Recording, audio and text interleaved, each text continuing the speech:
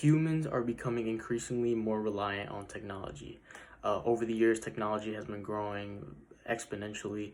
Um, Computers have been getting more powerful. We've been getting more reliable tech, medically wise, what have you.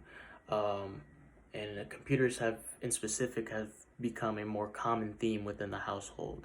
Everyone has a computer, especially nowadays with all the corona and stuff going on. We're doing work and school from home. In 2016, the American Community Survey found that 89% of households had a computer. But surprisingly, the majority of people do not understand exactly what makes up a computer and what allows it to function. So today I will be explaining the key components of a computer and how they function. When I was younger, I fell in love with video games. I loved playing them with my friends and my brothers or whatever, and I always had a great time playing them. So uh, a dream of mine was to create my own gaming computer. So long story short, going into freshman year, I got a job, got enough money, and did enough research, and I was able to purchase and build my own computer.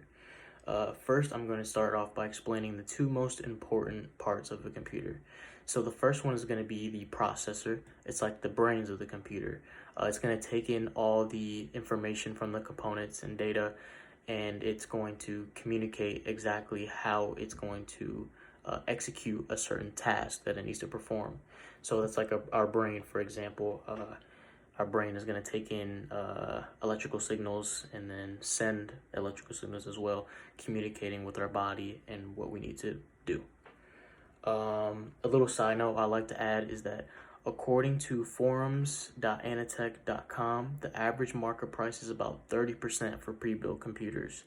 So this means that if you buy $1,000 pre-built computer, if you built your own with the same parts, you could save $300. So the memory is the next component I want to talk about. Memory is also known as RAM. It's gonna temporarily take in data and information, and when it's not needed anymore, it's gonna get rid of it. So you can think of this as like our conscious thought. For example, if someone was giving me their number, I would have to pull out my phone, remember their number temporarily, put it into my phone, and then after that interaction, I'm not gonna have to remember it because it's already in my phone. So I'm gonna take in that information and then get rid of it. So the third component I want to talk about is the motherboard. First of all, this is the CPU. This is like the brain. It's under this fan. You can't actually see the CPU, but it's just know what's under that fan. It's like in the middle of the motherboard, which makes sense. This is the memory. It's these red sticks right here. And the motherboard is like this entire square slash bluish background. It's holding all the components onto the motherboard. So which leads me into the motherboard. The motherboard is like the spinal cord of the entire computer. It connects all the parts to each other, so it's able to transmit power and information to each of the components. That's how they're able to like communicate in a sense. So the next was going to be the storage. This one's a very simple component to break down. Storage is basically storage. Your files are going to be saved and programs are going to be saved to the specific area. So it's like our subconscious, for example. If I went to class and saw a lecture, I'm going to need to remember that information, so my brain's going to create a memory later on so I can use that information on quizzes, tests, homework, or whatever. And the two last components I need to talk about is going to be the GPU. That is basically a video card. This is what allows us to get a screen of what's going on the computer. So it's going to create an image using all the components information. So you can think of this as our eyes, for example. Our eyes take in visual or wavelengths or light waves and creates an image for us to see. That's the same process with the GPU. It's going to take in all that information and create an image for us to see on the screen. So this is the GPU. It's this long rectangular component right here with the like little bronze piping coming out of it. It's pretty big. Normally they aren't that big, but for this computer, it is that big.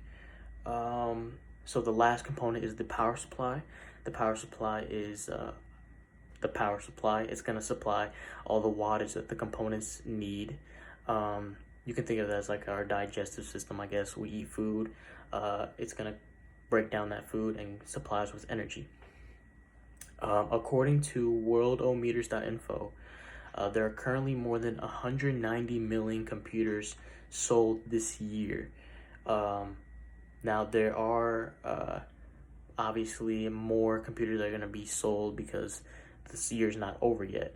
So that's a pretty big number for many individuals. And it's safe to say that not everyone is educated on exactly what their computer is. I mean, I wasn't for the longest amount of time, so I can only guess how many are uneducated within that group.